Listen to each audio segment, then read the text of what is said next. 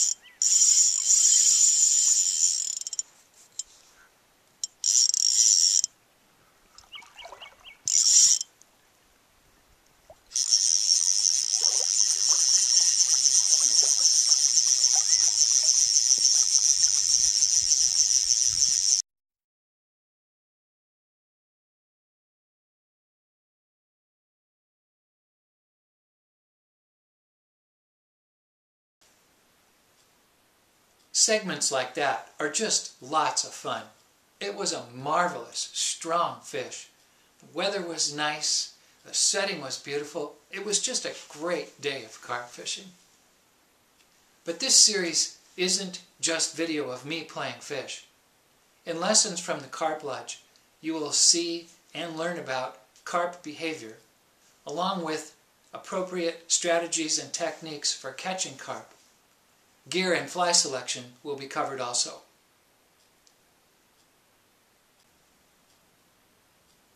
In the early part of the season, carp move into the shallows to spawn.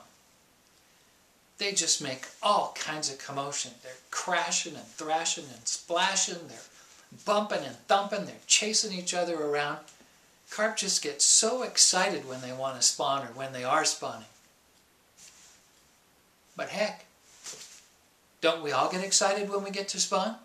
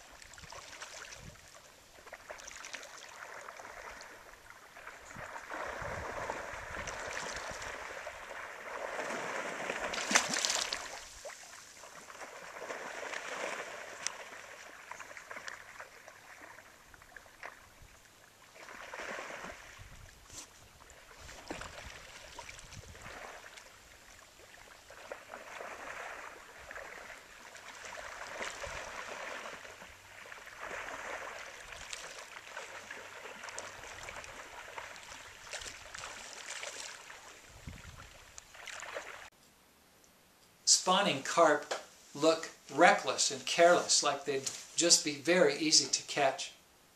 In fact, you have almost no chance of catching a spawning carp on the fly. You're looking for fish who aren't doing what we just saw. The strategy is to keep moving.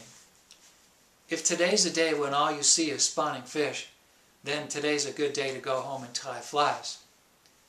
The good news is that they don't all spawn on the same day and at the same time.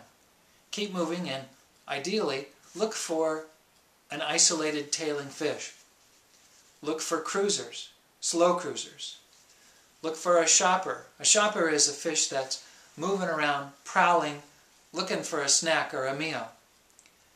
Look for sunbathers. Even sunbathers are better targets than spawning fish.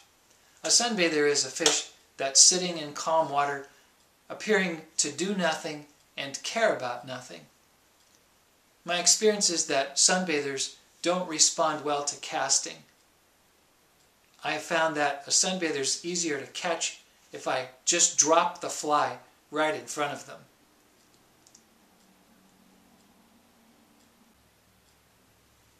Okay, let's take our first look at the technique of dropping the fly. From a good deal away, I could see this next fish tailing near the shore. Given where he was in the water, there was no way I could cast the fly past him and strip it on his dinner plate. My strategy is to get as close as I can to him.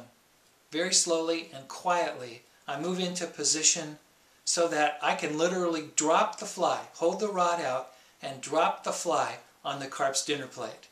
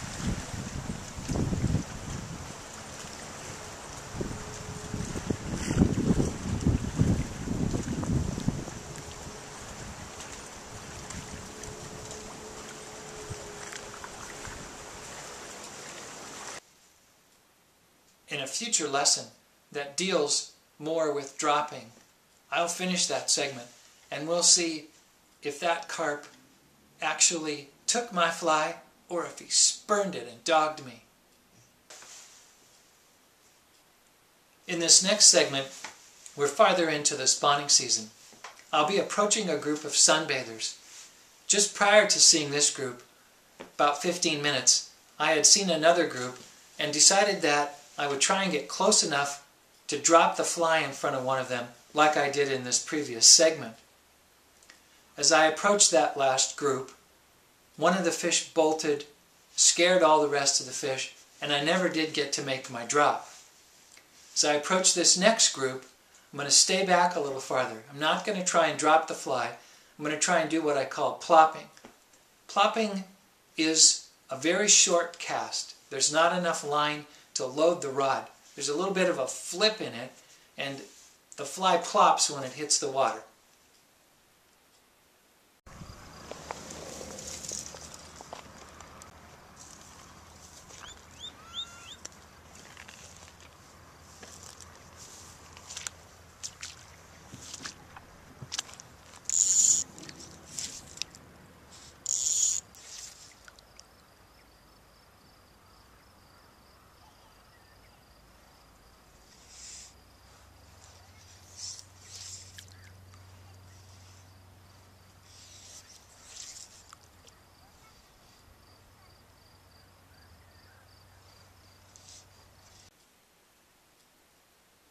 Sunbathing fish really become much more difficult targets if I can't use the drop technique. Once I was even back just far enough to plop, I didn't have much chance of catching those fish, but I still tried.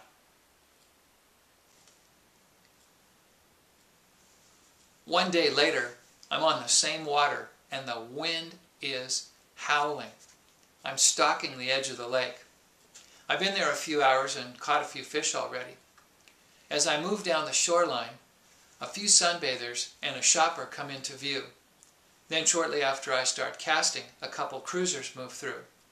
Now the difference in behavior between a cruiser and a shopper is small, but it is important. A cruiser is on the move continually. a cruiser, a slow cruiser, can be caught. A shopper, like we heard earlier in the lesson, is on the prowl for a snack or maybe a meal, like a teenager going through the refrigerator. In this segment, a couple fish are spooked, but the shopping fish stops moving, settles down, starts tailing, and when he does, he becomes a prime target. It's windier than heck. Got 3 sunbathing. Possibly 1 fish. That's a good cast. Come on, pick it up. Pick it up. Don't party bud.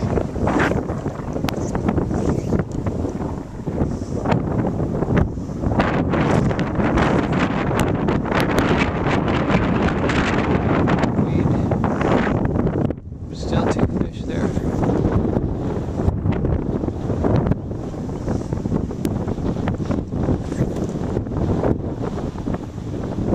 Oh, just turned away.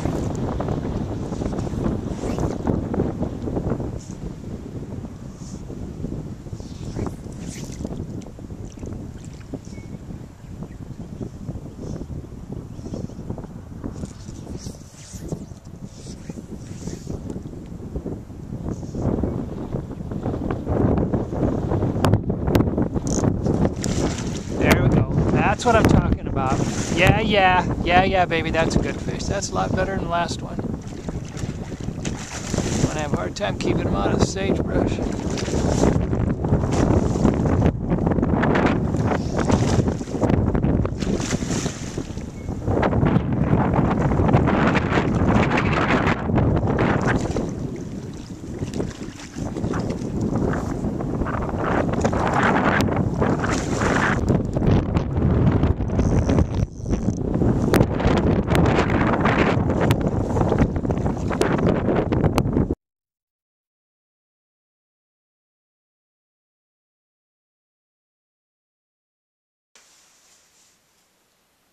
We're at the end of episode 1 of Lessons from the Carp Lodge. We saw spawning, sunbathing, shopping, and tailing fish. We saw both dropping and plopping the fly. We saw a take, and we got to see some backing too. In future lessons, there will be video of other carp behavior, along with strategies and techniques for catching them. There'll be some good takes too. Check my blog for news of upcoming lessons. Thanks for watching.